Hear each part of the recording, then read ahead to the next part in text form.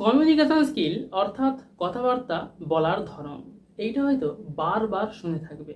যে কোনো সোশ্যাল মিডিয়াতে শুনতে পারেন অথবা কোনো ব্যক্তির কাছ থেকে শুনে থাকতে পারেন। অবশ্য আজকে আমি বলতে চলেছি এটা কেন আমাদের জীবনে ইম্পর্টেন্ট বা এর দরকারটাই বা কী আছে।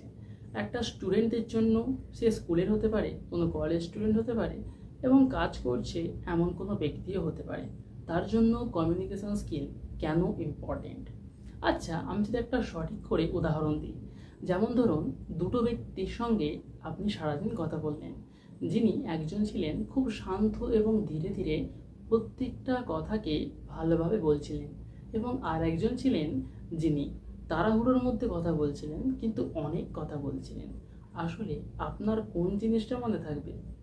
অবশ্যই প্রথম ব্যক্তিটা। অর্থাৎ কথা বলার আগেই তাড়াহুড়ো বা তাড়াতাড়ি বলার কোনো কিছুর দরকার নেই। যে ব্যক্তিটা আপনার কথাটা শুনছে সে আপনাকে সময় দিয়েই আপনার কথাটা কিন্তু শুনবেন। তাই জন্য সবসময় মনে রাখবেন যে ধীরে বলুন এবং সঠিক বলুন, আর সেই সময়তেই, অর্থাৎ যে সময় আপনি কথা বলছেন তখনই আপনার বুদ্ধিকে কাজে লাগান এবং সঠিক কথাটিকে নিজের মধ্যে আনুন। আপনার যদি ইচ্ছা যায় আপনি এমন কিছু ব্যক্তিদের অনুসরণ করতে পারেন যারা খুব ভালোভাবে কথা বলতে পারে এবং তাদের কথাগুলো বারবার শুনতে পারেন, যাতে আপনিও সেই ধরনের কথাটাই বলতে পারেন। এবার চলে আসি এর ইম্পর্টেন্সের ওপর।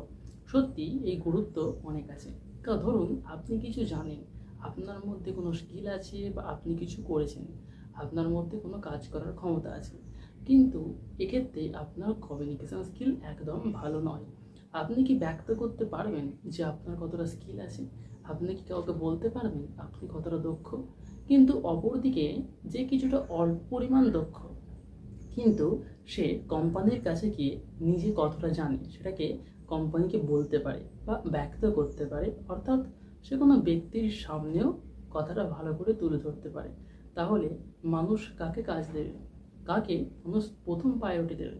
যে কমিউনিকেশান জানে, অর্থাৎ যার কথা বলার ধরনটা ঠিকঠাক রয়েছে। এই জন্য আজকের যুগে কমিউনিকেশান ইম্পর্টেন্ট, খুব ইম্পর্টেন্ট। কথা বলাটা খুবই জরুরি। আচ্ছা, কথাকে শুধু বললেই হবে এমনি সাধারণভাবে, নাকি এর মধ্যেও অনেক ভঙ্গি রয়েছে? হ্যাঁ, কথাবার্তা বলার মধ্যে অনেক ভঙ্গি রয়েছে। ধরুন আপনি এমন একটা ব্যক্তির সঙ্গে কথা বলছেন যাকে বললেন, আমি কিন্তু বলে দিচ্ছি এটা ভালো হবে না। এর মানে কি? আপনি তাকে অর্ডার দিচ্ছেন। শুনে স্বাভাবিকভাবে বোঝা যাচ্ছে।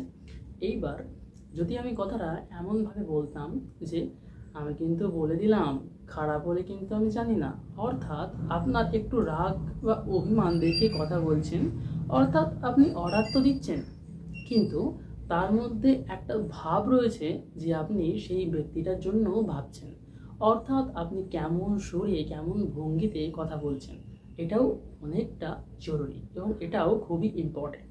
তাই জন্য কথা বলাটা খুব তাড়াহুড়ো করে না বলে প্রত্যেকটা জিনিস সঠিকভাবে উচ্চারণ করুন এবং সঠিকভাবে বলার চেষ্টা করুন। এটা অবশ্য একদিনে আসবেন না। আর হ্যাঁ, স্কুল বা কলেজ স্টুডেন্টদের জন্য সবথেকে একটা জরুরি পদ্ধতি হলো যে চুপ থাকা। চুপ থাকাটা খুবই খারাপ। বন্ধুদের সঙ্গে যেটা পারছেন সেটা নিয়ে আলোচনা করুন বা স্যারদের সঙ্গে যেটা পারছেন সেটা নিয়ে আলোচনা করুন। দরকার পড়লে বিভিন্ন জিনিসের মধ্যে অংশগ্রহণ করুন, যাতে আপনাদের কথা বলার কনফিডেন্সটা বাড়ে। আপনি যদি এইসব কাজগুলো একদমই না করেন তাহলে আপনার মধ্যে কনফিডেন্স আসবে না যে কী করে কথা বলতে হয় বা কী কথা বলতে হয়, কেমন ভঙ্গিতে কথা বলতে হয়। তখন কিন্তু আপনি কথা বলার দিক থেকে প্রচণ্ড পরিমাণ পিছিয়ে যেতে পারেন। তাই মনে রাখবেন, কথা বলুন এবং নিজেকে এগিয়ে নিয়ে যান।